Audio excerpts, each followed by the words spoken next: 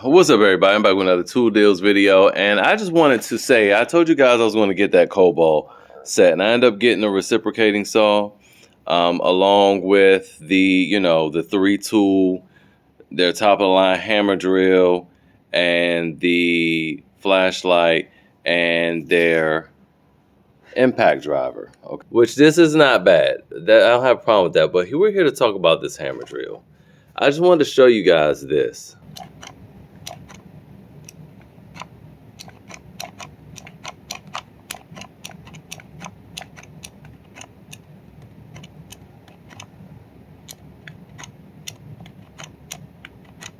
You hear that extra click? This trigger feels terrible.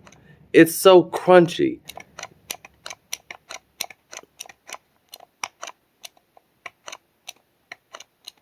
You see how it gets stuck? I know I just did that for like 30 seconds. But I just wanted to show you guys that. Other than that, the drill would be good. There's a lot of, this plastic is kind of bothering me a little bit. Even though all these units are made of plastic, I know, it's just a little weird. I also don't like how the handle attaches. But to switch it, to switch the settings, very easy, very smooth. To switch from hammer mode is also easy. They have the drill mode, then they have the screw mode, then they have the hammer mode. It has the 2-speed transmission, which is also, I know my light is going out, is also easy to switch. Everything is smooth except for the darn trigger, which I just never seen before. So, needless to say, this is going back. I'm not even going to bother trying it because I hate that trigger. But I want to hear from you guys. Do you guys have bought this kit? Have you ever had any problems with the trigger? And you know, I've been trying with the Kobalt. I just can't get with it. Now this light is pretty darn good. It's pretty bright. I'll show you guys that real quick since we're here. Their batteries are pretty big, but check out this light. It's a dark hallway here. That's bright. Really brights up the room. It really brights up, lights up the room. It can rotate, so that's great. Rotate almost all the way around. I mean, it does rotate all the way around. It has a little hook here. It has a little hook there. Has a magnet on the back. So it's a really nice light. And it has 2 different settings. High, bright, low, off.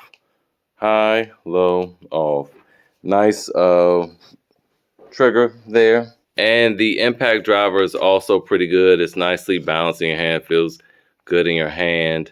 And it has its modes. There has assist, 1, 2, 3, and assist. So that's also pretty darn good. But this kills the kit for me. Kills the whole kit. So yeah, comment below. Let me know if you had the same problems. Also, while we're here, let's look at the charger. I don't know if they toot this as their rapid charger or anything. It is far from that if they did. It's only 45 watts. Whereas the Flex charges at 160 watts. And the Batabo HPT is 195 watts. So really fast chargers there. All right, now let's talk about the reciprocating saw. It's pretty small, but it's heavy for its size. This boot, this rubber part on the front feels really baggy. It's not solid at all. You usually pull it back and you see it doesn't, it's actually just covering the machine. It's supposed to be part of the body, and it's really flimsy, but it does have an orbital function, which you got to appreciate. It has no modes, no rafter hook. The shoe here is adjustable, which is good. You know, it also articulates with a little force.